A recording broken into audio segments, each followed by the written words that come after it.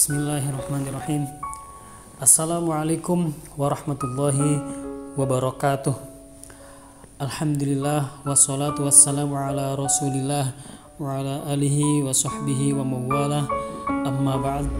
Alhamdulillahilladzi 'allama bil qalam 'allamal insana ma lam ya'lam. Wassalatu wassalamu ala asrafil anam wa ala alihi wa sahbihi wasallam. Amma ba'd. Teman-teman santri semuanya, kembali lagi di program kita, yaitu program perpanjangan liburan, dan diisi dengan kegiatan, yaitu kegiatan pengajian, yang di sini mungkin pengajian online. Dan pada kesempatan kali ini teman-teman santri semuanya mungkin bisa belajar untuk apa? Belajar untuk menyimak, belajar untuk fokus, sehingga santri harus apa? Sehingga santri harus bisa merangkum apa yang diutarakan oleh pemateri. Jadi tidak mudah untuk menyerap ringkasan itu.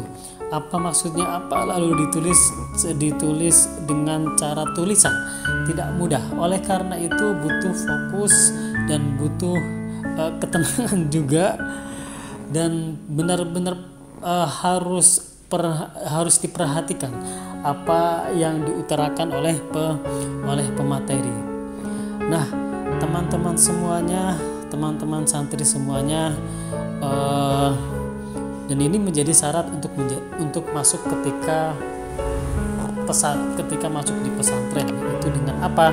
Yaitu dengan tulisan kalian, rangkuman tulisan kalian. Nah, ketika masuk dilihat apakah ada rangkuman tulisan kalian, yang rangkuman ceramah atau rangkuman yang disampaikan oleh pemateri. Nah, sahabat santri semuanya, pada kesempatan kali ini,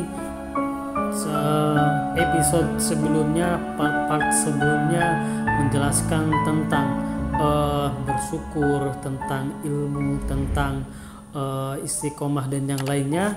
Dan pada kesempatan kali ini kita melanjut, yaitu tingkatan as-sabr. Tema kita pada hari ini adalah pentingnya untuk bersabar. Pentingnya untuk bersabar. Kenapa penting kita untuk bersabar? Karena disitulah kuncinya. Kunci untuk wajadah.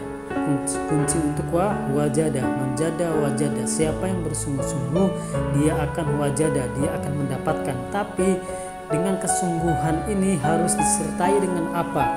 Harus disertai dengan asobru, harus disertai dengan sabar. Oleh karena itu kita harus belajar pelan-pelan untuk bersabar, sehingga nilai tujuan akhir itu akan didapat, sehingga kita itu akan berhasil apa yang kita inginkan. Ketika kita ingin bisa belajar, ketika kita ingin bisa hafal Al-Quran, dengan bekerja keras belajar dan kita sabar, insya Allah kita akan mendapatkannya. Kita akan berhasil, kita akan sukses, kita akan bisa untuk menghafal Al-Quran dan ilmu-ilmu yang lainnya, dan target-target selanjutnya, dan target-target yang lainnya, dan cita-cita yang diinginkan yang lainnya. Apapun kemauannya itu, apapun cita-citanya, harus disertai dengan apa? Disertai dengan sabar. Dan sabar ini pasti sudah jelas, innallaha ma'as-sabirin. Innallaha ma'as-sabirin, sesungguhnya Allah itu bersama orang-orang yang sabar. Kalau kita semua ingin sukses, ingin mendapatkan ridho, ingin berhasil, berarti kita harus ditemani dengan siapa? Ya ditemani oleh Allah Subhanahu wa ta'ala. Sedangkan Allah itu ma'as-sabirin, sedangkan Allah itu kecuali bersama dengan siapa? Kecuali bersama dengan orang-orang yang sabar. Innallaha ma'as-sabirin. Oleh karena itu teman-teman semuanya, santri semuanya, kita belajar di sini harus sabar. Capek kita harus sabar, waktu kita harus sabar, lelah kita harus sabar, capek atau lelah kita harus sabar. Dan jikalau ada ujian, cobaan di perjalanan kita belajar harus sabar juga. Dan jikalau kita dalam keadaan mungkin lagi sakit, kita harus sabar juga. Nah, ini menarik. Kalau misalkan kita belajar nggak bisa-bisa, misalkan hafalnya susah, harus sabar dan sabar. Dan dengan kesabaranlah insya Allah akan memfutuhkan kita, Allah akan membuka kita. Maksudnya membuka keberhasilan kita. Ketika ingin menghafal Al-Quran, Allah akan memfutuhkan menjadi kita mudah untuk menghafal Al-Quran. Berarti kita harus sabar dan tetap istiqomah dan tetap berusaha keras untuk mendapatkannya. Nah, di sini apa sih dari beberapa kita harus bersabar? Bersabar itu diharuskan menurut Islam, menurut syariat Islam. Karena apa? Karena memang patokan utama yang kita harus lakukan adalah sabar. Ketika ada selain kita belajar, misalkan kita di rumah, kita di masyarakat, misalkan kita ada cobaan apapun itu kita harus bersabar. Misalkan contohnya, di keluarga kita mungkin ada yang kekurangan uang untuk memberi makan keluarga, kita benar-benar harus sabar, lauk seadanya, makan seadanya, akan tetapi tetap terus berusaha dan bersyukur. Seperti materi yang sebelumnya, kita harus pandai bersyukur. Akan tetapi jangan meninggalkan apa? Akan tetapi jangan meninggalkan usaha kita, ikhtiar kita itu harus ijbari, harus dilakukan. Mungkin wajib di sini harus dilakukan ikhtiar kita. Nah, as-sabru nisful iman. Sabar itu adalah sebagian dari iman. Nah, ini sudah jelas. Ini sabdakan langsung oleh Rasulullah Shallallahu Alaihi Wasallam. Kata Rasulullah Shallallahu Alaihi Wasallam bersabda bahwasanya orang yang bersabar ini adalah dia termasuk dari sebagian dari iman. Berarti dia ketika orang bersabar, dia akan mendapatkan sebagian dari imannya. Dan ini sangat penting sekali, sangat penting untuk kita melakukan sifat, yaitu sifat apa? Sifat sabar. Dan ini sangat dianjurkan sekali oleh Allah Subhanahu wa taala dan dianjurkan juga oleh Rasulullah Sallallahu Alaihi Wasallam. Ya ayyuhalladzina amanu ista'inu bis-sabri was-shalah innallaha ma'as-sabirin. Wahai orang-orang yang beriman, ista'inu, mintalah pertolongan bis-sabri was-shalah, dengan apa? Dengan sabar dan salat. Innallaha ma'as-sabirin. Sesungguhnya Allah itu bersama orang yang sabar. Berarti apa? Berarti kita di sini minta pertolongan kepada Allah Subhanahu wa taala Disertai dengan apa? Bisobri wassalah, disertai dengan sabar dan sholat. Dan di sini kita disertai dengan sabar. Kita minta pertolongan kepada Allah. Ya Allah, saya kepingin bisa membaca Al-Quran dengan fasih, tapi saya susah untuk mempelajarinya. Ya Allah, saya minta pertolongan kepadamu untuk dimudahkan belajar tahsin, belajar membaca Al-Quran. Ya Allah, mudahkanlah. Nah, dalam doa ini juga ada ikhtiar, dan di dalam ikhtiar ini ada apa? Ada asobru, ada sabar. Jadi terus dilakukan apa yang kita inginkan, cita-citakan di pesantren ataupun di pendidikan manapun, kita harus sabar. Dan insya Allah itu kesuksesan atau orang-orang yang berhasil itu dialah termasuk orang-orang yang sabar ketika melakukan usahanya, ketika melakukan ikhtiarnya. Sudah jelas dan sudah banyak ulama-ulama yang terdahulu juga, seperti ulama Al-Hafiz Imam Ibnu Hajar Al-Asqalani juga. Imam Ibnu Hajar Al-Asqalani ketika dia kecil susah untuk belajar, nggak masuk, mungkin dibilang anak yang paling bodoh, anak yang paling bengal, nggak bisa, susah untuk menyerap pelajaran, susah sekali. Tapi di suatu ketika kejadian, Imam Ibnu Hajar Al-Asqalani melihat tetesan air di batu jatuh ke batu, tapi tetesan itu terus menerus, dan batu itu akhirnya ada bekasnya yaitu di tengah-tengahnya cekung, ada lubang karena sebab ada tetesan air itu.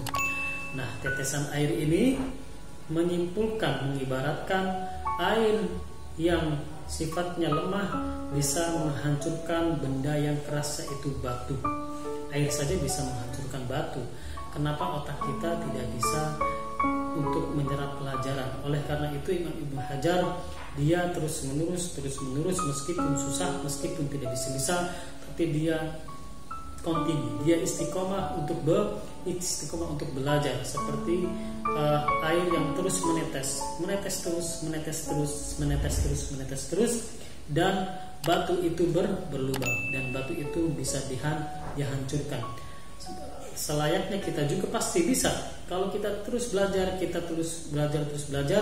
dan insya Allah kita akan mendapatkannya. Idza ahabballahu 'abdan ibtalah, fa in sabara istabah, wa an radiya istafah. Jika Allah mencintai seseorang hamba, ibtalah, maka hamba itu akan diberi cobaan atau ujian. Nah, ini menarik. Jika Allah mencintai salah satu hambanya, ibtalah, maka Allah akan apa? Maka Allah akan mengujinya. Fa in sabara istabah, dan jika orang itu sabar, istabah, maka orang itu akan mulia.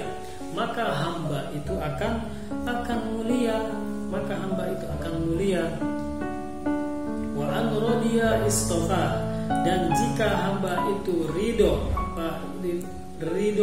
dengan apa yang diujinya, istafa, maka hamba itu adalah tergolong oleh orang-orang pilihan. Nah, hadis ini sudah jelas, berarti jikalau ingin dicintai oleh Allah Subhanahu wa ta'ala, ya berarti dia akan dicoba. Nah, orang-orang yang diberikan cobaan ini, orang-orang yang diberikan ujian ini, itu sesungguhnya adalah apa? Ahabballahu lah. Nah, sejatinya Allah itu mencintainya. Allah itu mencintai hambanya. Tidak serta-merta ketika kita mendapatkan ujian karena Allah ini tidak suka, tidak mencintai saya, tidak mencintai orang yang diberikan ujian itu. Tidak, itu kebalikannya. Sejatinya orang itu adalah sangat dicintai oleh Allah. sangat dicintai oleh Allah. Fa in ahabballahu 'abdan ibtalah. Jikalau Allah mencintai salah satu hamba, ibtalah, maka akan diuji oleh Allah Subhanahu wa taala. Akan tetapi ketika diuji ini, bagaimana reaksi hamba tersebut? Bagaimana cara dia mengantisipasinya? Bagaimana cara dia menghadapi ujian tersebut? Bagaimana dan bagaimana. Nah, disinilah kita bisa mempelajarinya, yaitu mempelajari apa? Yaitu mempelajari dengan adanya ujian cobaan ini, kita harus apa? Kita harus as-sabr. Kita harus sabar. Fa in sabaru istabah. Fa an radiya istafah. Dan jikalau orang tersebut sabar, maka dia akan dimuliakan oleh Allah Subhanahu wa taala. Wa in radiya, dan jika dia ridho, istafah, maka dia akan tergolong dari orang-orang pilihan. Orang-orang pilihan. Nah, ada istilah atau ada beberapa yang dikutipkan lagi oleh baginda besar Nabi Muhammad SAW. Apa kata Nabi? Qala Rasulullah SAW, al-iman as-sabru was-samahah. Apa sih iman itu? Iman itu adalah as-sabru, sabar, was-samahah, dan sikap lapang dada, sikap sopan santun atau ihtiram di sini. Nah, as-samahah, al-iman, apa itu iman? As-sabru, itu salah satunya adalah sabar. Jadi kita orang ketika dikatakan orang itu beriman atau tidak, berarti kita harus sabar. Dan jikalau dia sabar, dia tergolong dari apa? Tergolong dari orang-orang yang beriman. Innama yuwaffa as-sabiru ajrahum bighairi hisab.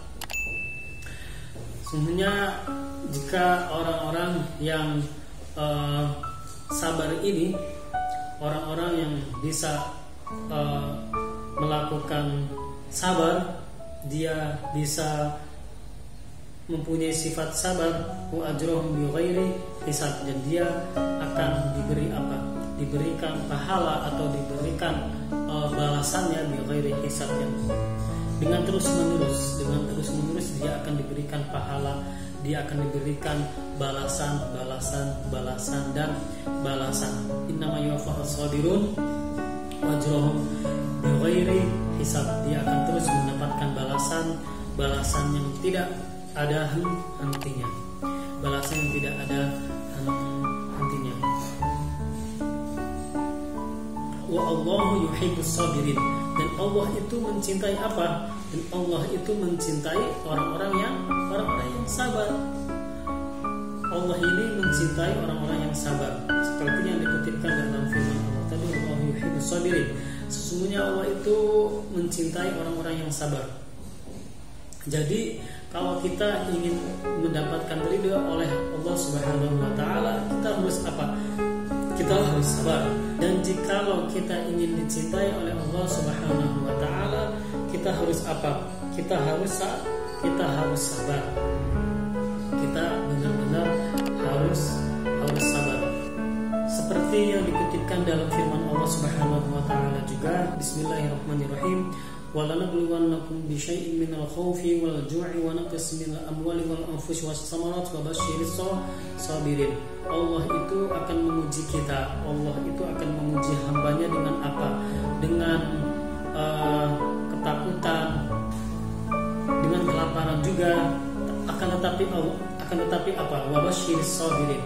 Akan tetapi pada akhirnya Allah akan memberikan kabar gembira untuk orang-orang yang sabar. Berarti sudah jelas ayat Al-Qur'annya.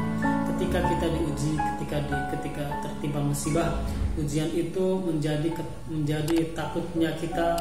Ujian itu menjadi mungkin ada ujian kelaparan, ujian beberapa ujian yang lainnya. Akan tetapi apa?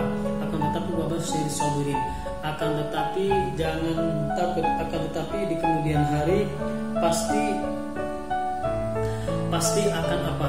Pasti akan diberi kabar gembira kepada orang yang sabar tersebut.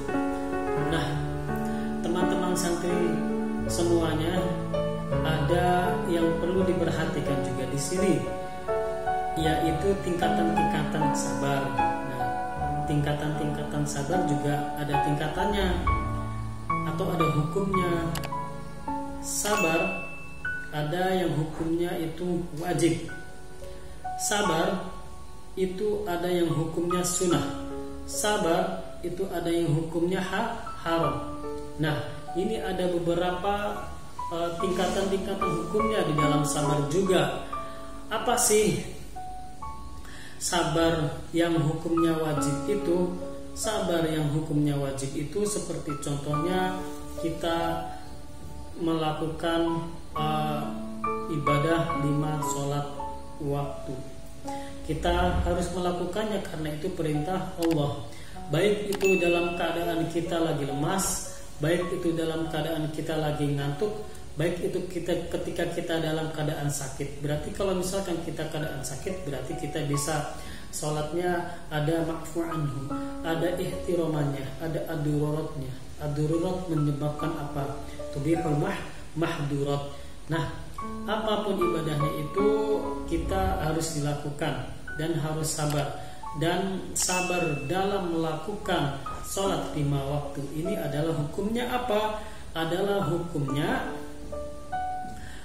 hukumnya wajib di sini berarti. Dan tingkatan selanjutnya itu sabar yang hukumnya sunnah.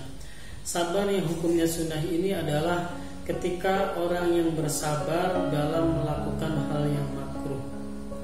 Nah, ketika ada sesuatu hal yang makruh, kita jangan dilakukan dan kita harus sabar. Nah, sabar di sini adalah hukumnya apa? Adalah hukumnya sunnah di sini. Kita melakukan sabar dalam menahan kegiatan atau tindakan-tindakan yang makruh. Kita sabar. Ini hukumnya apa? Hukumnya adalah sunnah. Nah, hukumnya apa lagi? Ada hukumnya yaitu haram. Kita sabar akan tetapi kita melakukan sabar ini adalah hukumnya haram. Kita melakukan sabar ini adalah hukumnya haram. Kenapa sabar hukumnya haram? Nah, dalam keadaan apa sabarnya? Berarti ketika dalam keadaan misalkan contohnya yaitu ada anak kecil dan anak kecil ini dipukuli oleh orang dewasa, dianiaya, lalu kita melihat, kita diam saja dan kita sabar. Ini hukumnya haram. Kita harus apa? Kita harus menolong anak kecil itu, dan menyelamatkan anak kecil itu. Contoh yang lainnya, misalkan ada orang yang di kecurian dan kita melihat, kita sebisa mungkin harus menolongnya dengan cara apapun itu, dan dalam keadaan yang benar-benar aman untuk korban dan aman untuk kita sebagai penolong. Akan tetapi hukum penolongnya ini harus wajib. Jangan ada orang yang dicuri, kecurian kita harus sabar, enggak. Kita harus apa? Kita harus menolongnya. Nah, kita harus menolongnya. Dan juga jikalau kita bersama istri, lalu istri misalkan digoda oleh orang lain, dirayu atau digoda atau diusilin sama orang lain, dan kita diam saja, sabar ini bukan sabar, tapi sabar yang haram di sini. Jangan, kita harus menolongnya dan harus menyelamatkannya. Nah, teman-teman santri semuanya, adapun ala kulli hal pada kesempatan kali ini yaitu kita membahas tentang sabar, dan ada beberapa ayat-ayat yang sudah disebutkan, dan juga ada beberapa hadis yang sudah disebutkan, dan juga ada tingkatan-tingkatannya juga. Tingkatan-tingkatan yaitu hukum sabar. Ada hukum sabar yang wajib, ada yang hukum sabar yang sunnah, ada hukum sabar yang haram. Namun sebelum saya tutup, ada beberapa keutamaan sabar yang disebutkan dalam Al-Quran tadi. Bisa disimpulkan berarti keutamaan sabar yang pertama adalah dicintai oleh Allah. Orang yang bersabar akan dicintai oleh Allah Subhanahu wa taala. Yang kedua, keutamaan sabar adalah akan diberikan kedudukan yang istimewa oleh Allah Subhanahu wa taala. Yang ketiga, ketika kita bersabar, kita akan diberikan apa? Yaitu istofah, sebagai orang yang terpilih, sebagai orang yang terpilih. Yang keempat, orang yang bersabar ini akan wajadah, dia akan berhasil dalam cita-citanya. Dan yang kelima, orang yang bersabar ini orang yang akan bahagia di dunia dan akhirat. Namun itu saja teman-teman, dan sabar ini yang sudah disebutkan, ada mana yang harus sabar, mana yang tidak harus sabar. Seperti ada hukum sabar wajib, ada hukum sabar sunnah, dan ada hukum sabar yang haram. Ini tingkatan-tingkatan sabarnya. Namun demikian teman-teman santri semuanya, terima kasih sudah menyimak apa yang saya sampaikan dari awal sampai akhir, dan kurang lebihnya apabila ada kesalahan dari awal sampai akhir, maaf minkum, saya mohon maaf yang sebesar-besarnya, dan terima kasih. Wallahul muwaffiq ila aqwamit thoriq. Assalamualaikum warahmatullahi wabarakatuh.